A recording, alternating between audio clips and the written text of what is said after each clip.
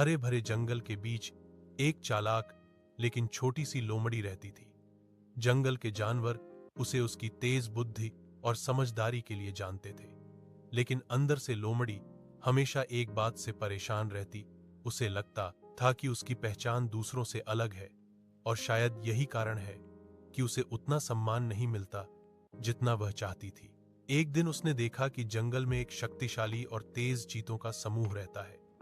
सभी जानवर उनका मान करते थे और उनसे डरते भी थे। लोमड़ी के मन में एक अजीब ख्याल आया, अगर मैं इन चीतों के बीच शामिल हो जाऊं तो मुझे भी सम्मान मिलेगा और कोई मुझे हल्का नहीं समझेगा।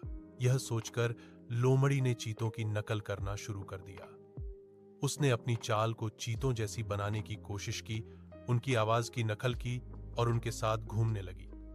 शुरू में चीतों ने सोचा कि यह कोई नया साथी है, लेकिन उन्हें कुछ अलग जरूर महसूस हो रहा था।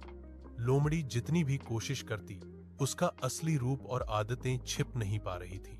एक दिन जब धूप पेड़ों के बीच से छनकर जमीन पर पड़ रही थी, चीते उसके पास आए और बोले, तुम चाहे कितना भी प्रयास कर लो, तुम लोमड़ी ही हो, धोखा छिपाया नहीं जा सकता। लोमड़ी घबरा गई, उसके पास कुछ कहने को नहीं था। चीते ने उसे समूह से बाहर कर दिया। वह उदास थी, लेकिन भीतर से उसे एहसास हुआ कि गलती उसकी ही थी।